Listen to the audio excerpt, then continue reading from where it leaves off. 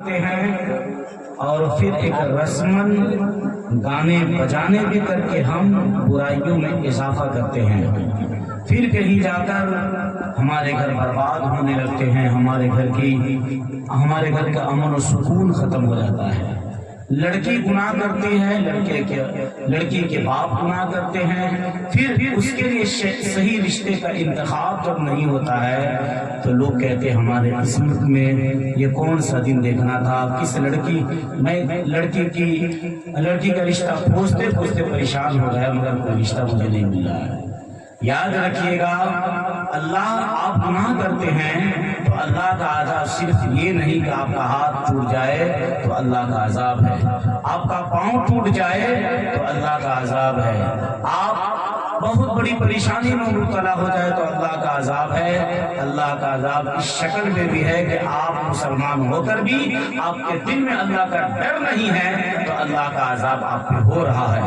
آپ مسلمان ہیں، مسلمان ہو کر بھی آپ سجدے نہیں کر رہے ہیں تو اللہ کا عذاب ہے۔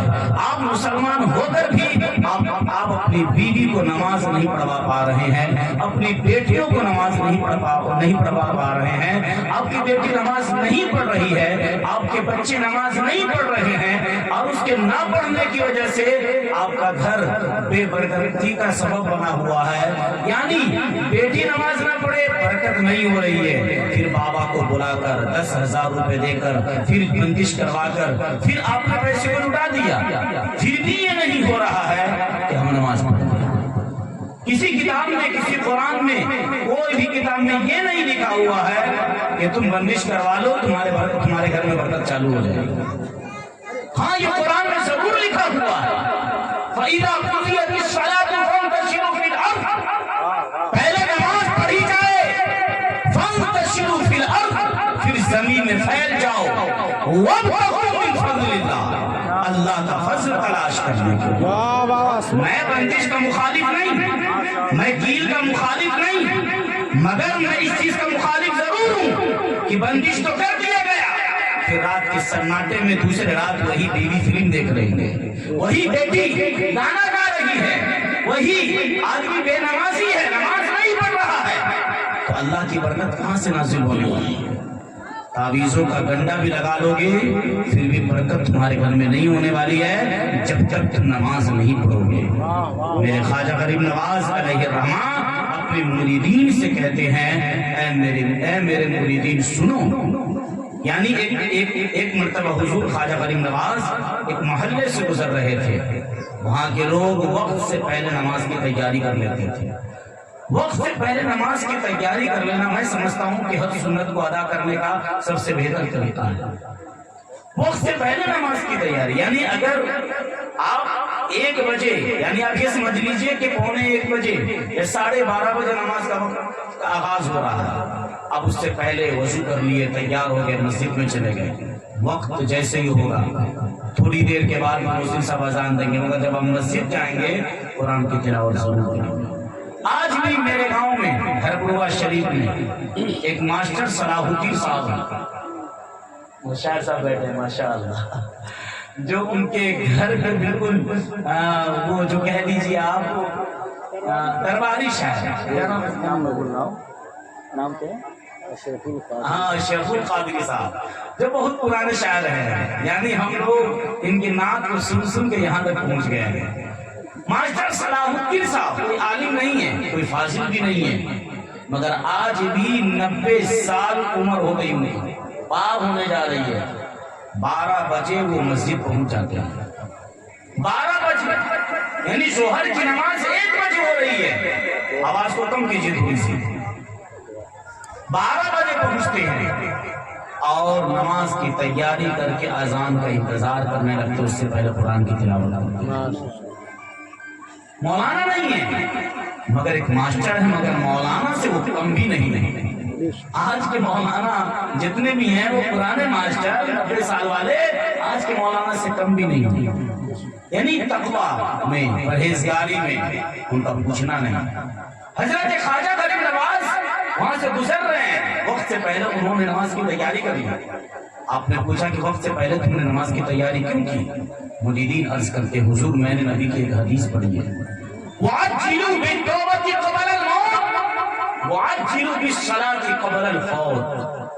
کہ توبہ سے پہلے یعنی مرنے سے پہلے تم توبہ میں جلدی کرو اور نماز کے قضا ہونے سے پہلے اس کو ادا کرنے میں جلدی کرو. سبحان اللہ. نماز قضا ہو جائے گی، پھر اس کو غفلت کی وجہ سے تم نے نماز کو قضا کیا، پھر اس کو پڑھنے اٹھے، ثواب تو ثواب بہت دور کی بات ہے، یعنی مل جائے کہیں ثواب اللہ آپ پہ رحم فرما دے مل جائے، مگر اسی رب کا فرمان ہے جو غفلت کی وجہ سے نماز کو چھوڑا اور اسی نماز کو دوسرے وقتوں میں جا کے پڑھ رہا ہے.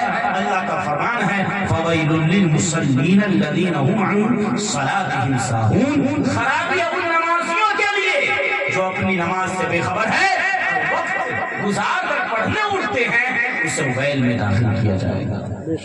ویل جہنم کی وادی ہے. حضرت خواجہ غریب نواز فرماتے ہیں میرے پیر و مرشد سے، میں نے اپنے پیر و مرشد سے سنا ویل ایک ایسی وادی ہے جسے یعنی جو نماز پڑھا، نماز کو قضا کرنے والے کو اس میں داخل کیا جائے گا. ویل میں میرے پاس ایک کتاب ہے ارشادات خواجہ غریب نواز، اس میں لکھا ہوا ہے ویل 72,000 مرتبہ رو کر عرض کرتی ہے وہ جہنم کی وادی، اے رب اس میں تو کسے داخل کرے گا. اللہ تبارک و تعالی فرماتا ہے میں ویل میں اس انسان کو داخل کروں گا، نماز تو پڑھا مگر وقت گزار کر پڑھنے اٹھا، میں اسے ویل میں داخل کروں گا. اتنی بڑی وادی، اتنی سخت وادی جہنم کی، اس میں بے نمازیوں کو تو ڈالا ہی جائے گا مگر جو نماز پڑھتے ہیں وقت کو گزار کر پڑھنے اٹھتے ہیں اسے ویل میں داخل کیا جائے گا. اب سوچئے بے نمازیوں کا کیا حال ہوگا. جو نماز پڑھا وقت گزار کر پڑھنے اٹھا تو سویل میں داخل کیا جائے گا، اور بے نمازیوں کو کہاں داخل کیا جائے گا، غیہ میں بھی داخل کیا جائے گا، اور بھی بہت سارے مقامات ہیں سخت سے سخت عذاب دیا جائے گا. میرے خواجہ غریب نواز اخیر میں فرماتے ہیں اے میرے مریدین سنو، لا ایمان لمن لا صلاۃ لہ، جس کی نماز نہیں اس کا مکمل ایمان نہیں. ایمان کی تکمیل نماز پہ ہوتی ہے، ایمان کی تکمیل نماز پہ ہوتی ہے. نماز نہیں پڑھو گے گھر میں برکت نازل نہیں ہو سکتی ہے، نماز نہیں پڑھو گے اللہ تم سے راضی نہیں ہو سکتا ہے. اس لیے ضرورت اس چیز کی ہے آپ تعویذ بھی پہنے، آپ اپنے گھر کی بندش بھی کروائیں اللہ سے، شرط ہے کہ اس سے پہلے اپنے آپ کو صاف ستھرا کرنے کی کوشش کریں. صاف ستھرا اس اعتبار سے آپ اپنے بدن کو صاف کرنے کے بعد دل کی صفائی کریں. دل کی صفائی نماز ہے، دل کی صفائی کریں گے آپ نماز پڑھ کے، اللہ کا ذکر کر کے آپ دل کی صفائی کریں گے.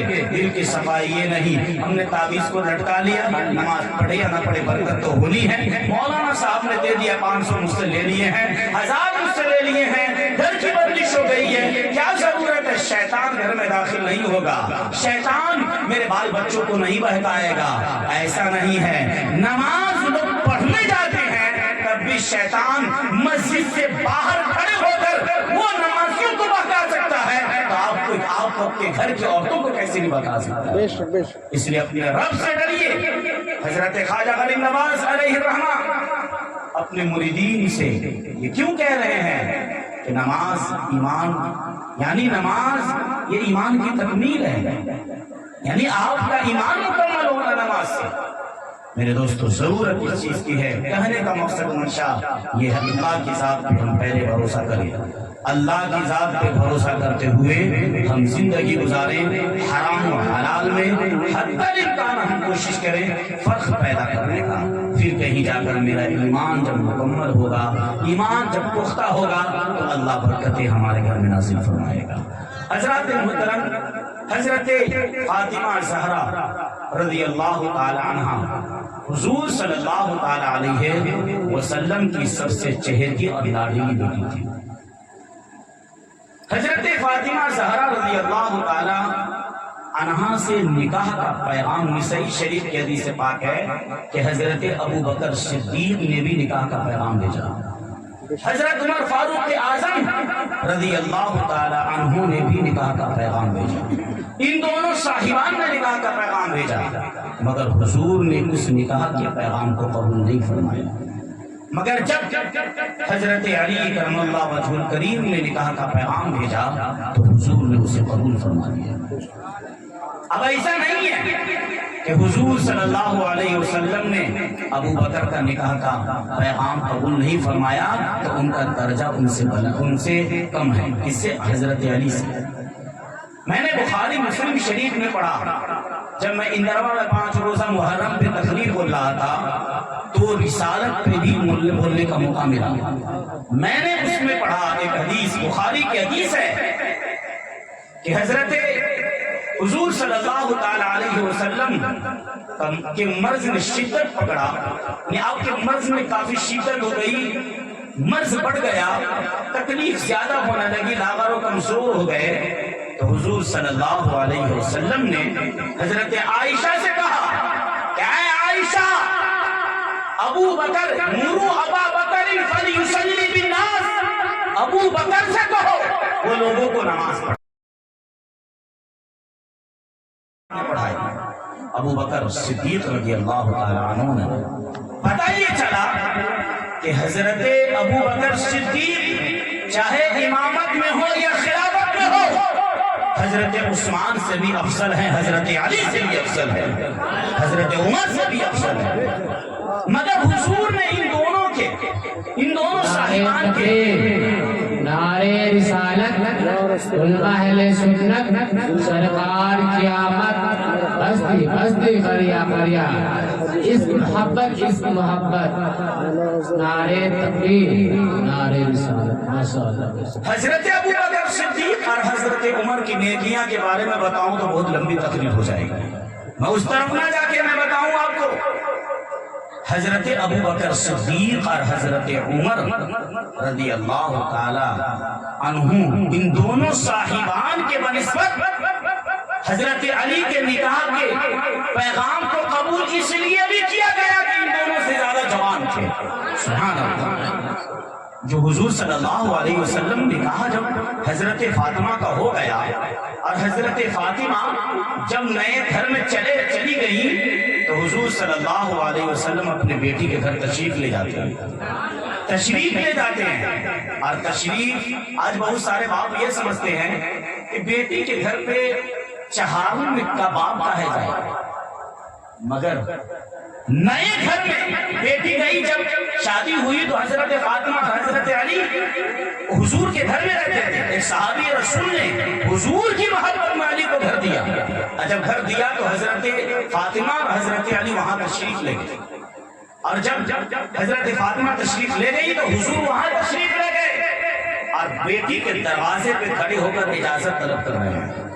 علامہ جلال الدین امجدی اپنی کتاب خطوات محرم میں فرمایا اجازت طلب کر رہے ہیں۔ پتہ یہ چلا کہ بیٹی کے گھر پہ بھی ہمیں جانا ہے تو اجازت طلب کرنا ہے، اور بیٹی کے گھر کے علاوہ کسی بھی گھر پر ہم جائیں تو ہمیں اجازت طلب کرنی ہے۔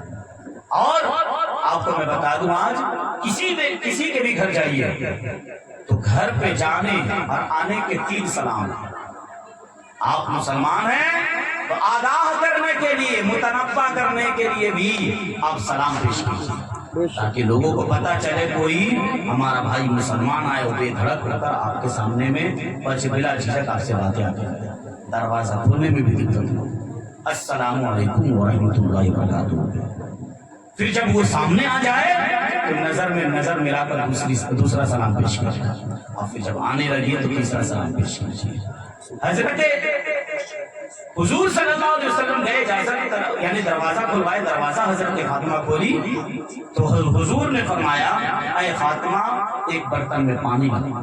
حضرت فاطمہ پانی لائی، حضور صلی اللہ علیہ وسلم نے اپنا دونوں ہاتھ اس میں ڈالا اور پھر پانی کا پہلا چھڑکاؤ حضرت علی کے سینے اور بازو پہ کیا، سبحان اللہ۔ اس کے بعد دوسرا چھڑکاؤ حضرت فاطمہ پہ بھی کیا، اور ایک جملہ دیا تھا جو آج ہم لوگوں کو سیکھنے کی ضرورت ہے۔ کہاں ہے میری بیٹی فاطمہ؟ سنو، میرے خاندان میں جو سب سے بہتر لڑکا تھا میں نے اس کے ساتھ تیرا نکاح کر دیا۔ میرے خاندان میں جو سب سے بہتر لڑکا تھا میں نے اس کے ساتھ تیرا نکاح کیا، آج وہ کہتے ہیں چچیرے بھائی سے گاؤں میں شادی اچھی نہیں ہوتی. آپ اچھے نہیں ہیں تو شادی کیسے اچھی ہونے والی؟ آپ خانوادہ اعلیٰ حضرت میں چلے جائیے, دیکھیے حضور تاج الشریع اعلیٰ حضرت کے کون ہیں, حضور تاج الشریع اعلیٰ حضرت کے کون ہیں, حضور اسد میں اعلیٰ حضرت کے کون لگیں گے؟ پڑھیے گا تب تو.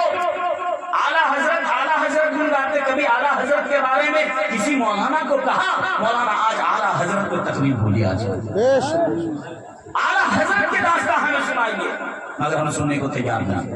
حضرت علی کرم اللہ وجہ کریم حضور صلی اللہ علیہ وسلم کے خاص چچا زاد بھائی ہیں, کوئی اور نہیں ہے, خاص چچا زاد بھائی ہیں. اور کہہ رہے ہیں اے فاطمہ سنو. کون فاطمہ؟ جس فاطمہ کے تعلق سے میرے آقا یہ کہے فاطمہ دل کا سیدۃ فاطمہ نساء اہل الجنہ, فاطمہ میری بیٹی جنتی عورتوں کی سردار, وہ بیٹی فاطمہ. یعنی حضرت حضور کہے میری بیٹی فاطمہ تم جنتی عورتوں کی سردار ہو. نبی نے ایک مقام پر یہ بھی فرمایا ایتنا احب الیک انا, حضرت حضور نے فرمایا یا بنیۃ الا ترضین انکی سیدۃ نساء العالمین, اے میری بیٹی کیا تو اس بات پر راضی نہیں کہ تم سارے جہان کی عورتوں کی سردار ہو؟ سبحان اللہ. حضرت فاطمہ عرض کرتی ہیں یا ابتی فأین مریم, ابو جان پھر حضرت مریم کا کیا مقام ہے؟ نبی فرماتے ہیں دل کا سیدۃ نساء عالمہا, وہ اپنے زمانے کی عورتوں کی سردار ہے. نعرے تکبیر, نعرے رسالت, علماء اہل سنت, سرکار کی آمد, حضرت علامہ مولانا قاری جہانگیر صاحب قبلہ.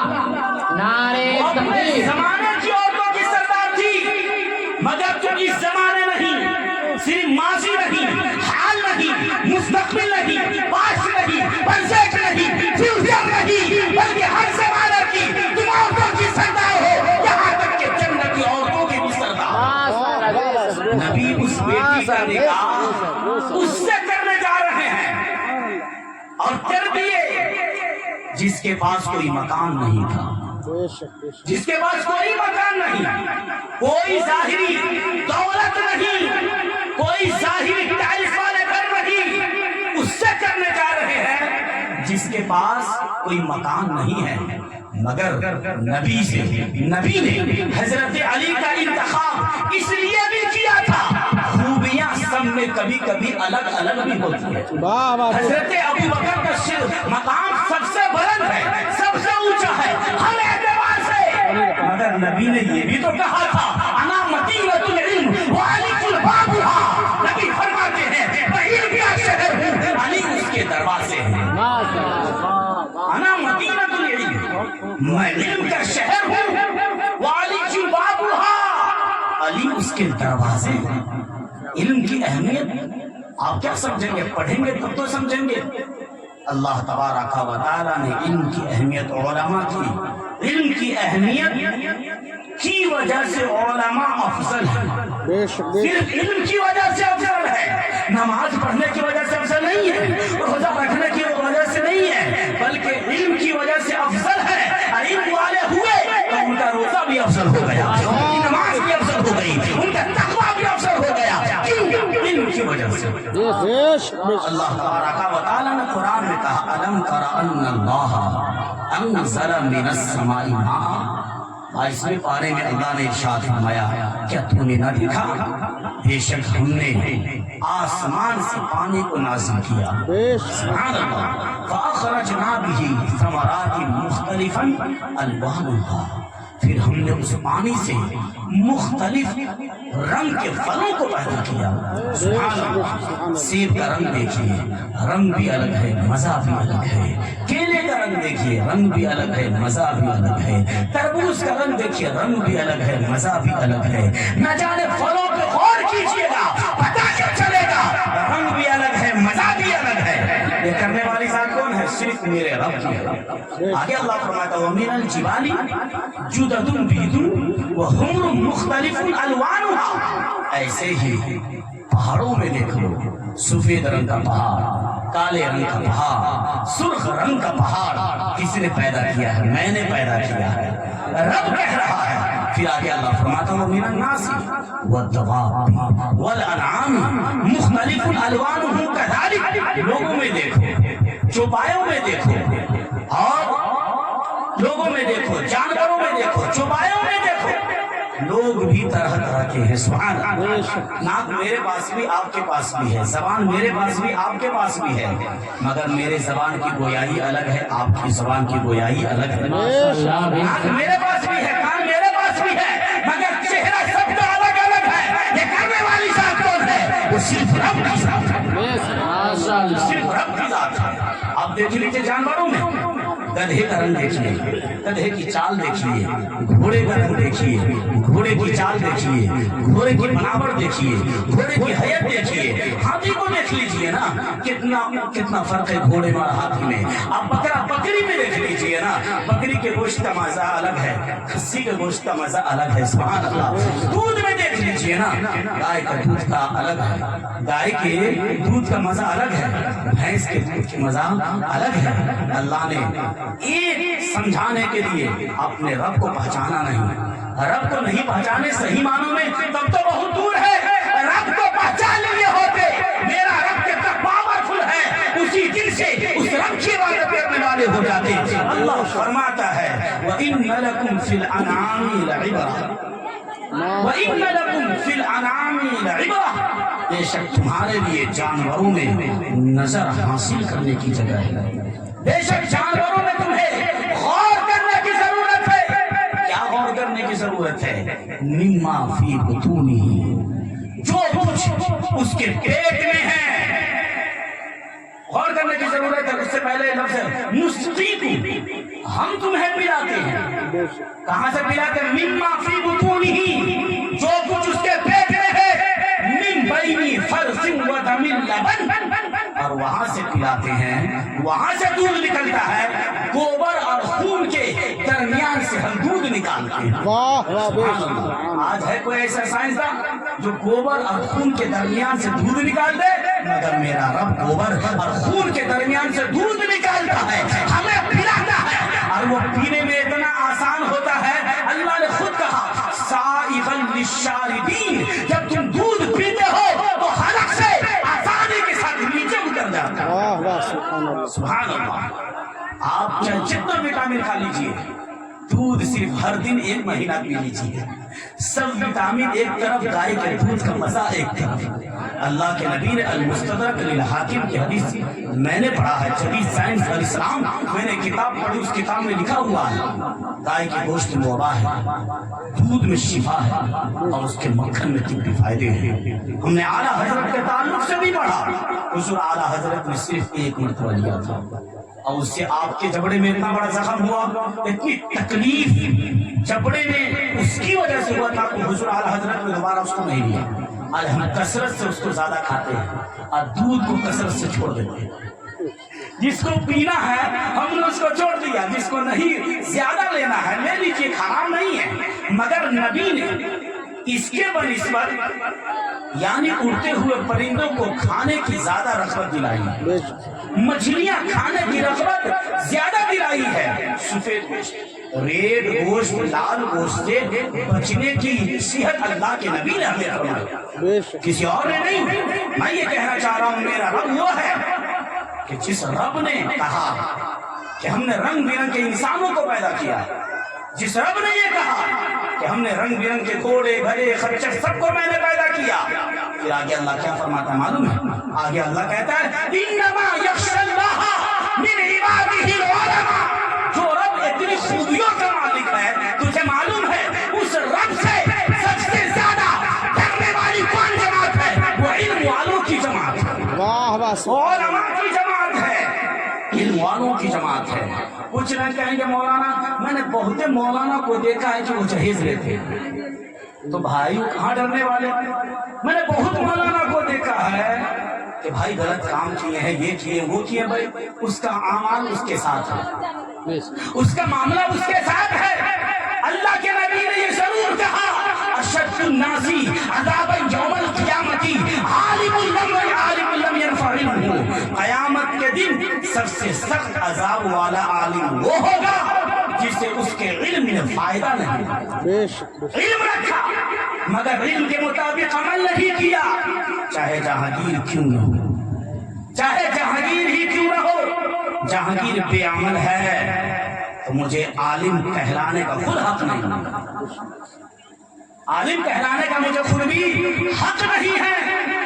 میں سمجھتا ہوں کہ اللہ کے نبی نے کہا کہ سب سے زیادہ اللہ کی معرفت، اللہ کی صفات کی معرفت، اللہ کی ذات کی معرفت مجھے حاصل ہے۔ تو گویا کہ اللہ کے نبی دنیا کے سب سے بڑے عالم ہیں۔ کچھ لوگ کہتے ہیں نبی ان پڑھ معاذ اللہ ثم معاذ اللہ، اس کو اس بخاری کی حدیث انما یخشی اللہ من عبادہ العلماء صراط الجنان فی تفسیر القرآن پڑھے، یہ ساری باتیں اس میں آ جائیں گی، پڑھے تو صحیح کم سے کم۔ امام شعبی سے کسی نے پوچھا مجھے فتویٰ دیجئے اس زمانے کا سب سے بڑا عالم کون ہے؟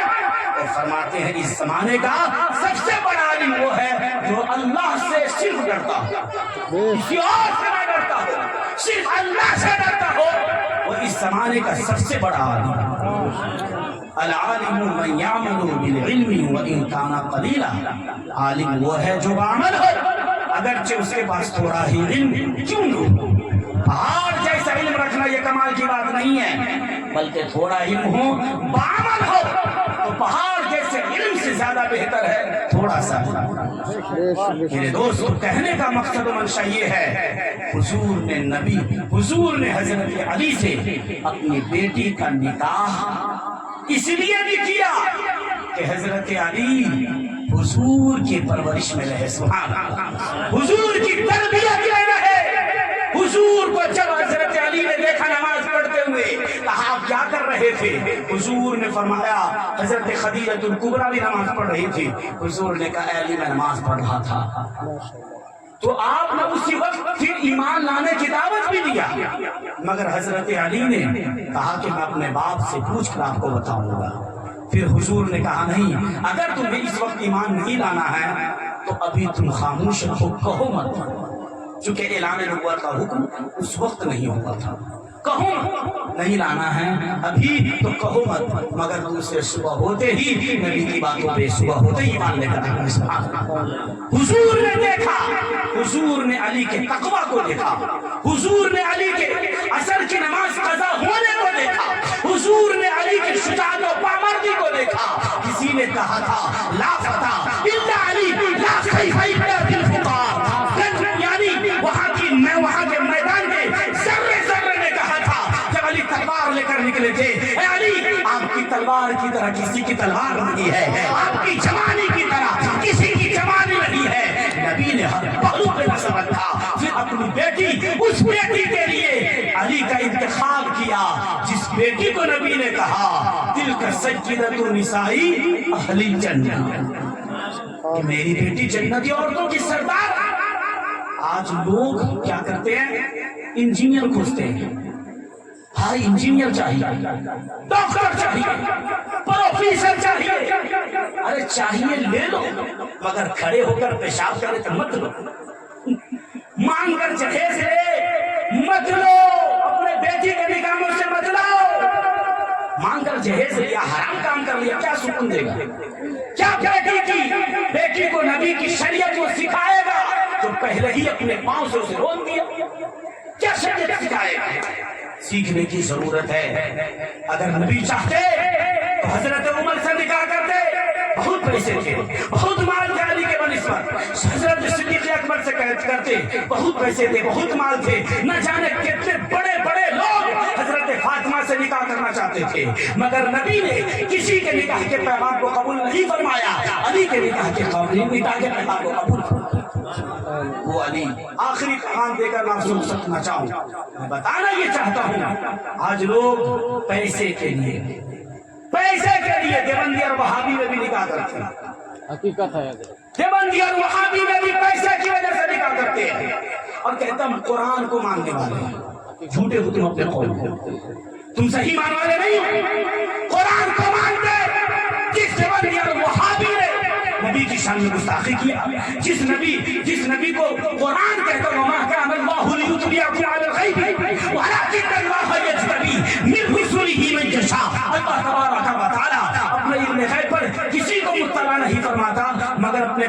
پسندیدہ رسول کو علم غیب عطا فرماتا ہے. قرآن کہتا ہے جو نبی کا گستاخ ہے، جو نبی کی شان میں گستاخیاں کرتا ہے، وَلَا تَنكِحُوا الْمُشْرِكَاتِ حَتَّىٰ يُؤْمِنَّ، مشرکہ سے نکاح نہ کرو جب تک کہ وہ ایمان نہ لے آئے. وَلَعَبْدٌ مُؤْمِنٌ خَيْرٌ مِّن مُشْرِكٍ، مومن غلام اس بہتر سے ہے، وہ مومن غلام اس مشرک سے بہتر ہے جس کے پاس ایمان کی دولت ہے. یہ ضروری ہے. یعنی انجینئر ڈاکٹر کے چکر میں مت رہے. دیکھیے میری بیٹی کو صبح جو کی روٹی کھلائے، نمازی بنا دے، بلکہ نمازی بنا دے میری بیٹی کو اگر نماز نہیں پڑھتی ہو، تقوی شعار بنا دے میری بیٹی کو. مگر بچے لفنگے سے اپنے شادی کر دیا، رات میں وہ خود فلم دیکھ کر آپ کی بیٹی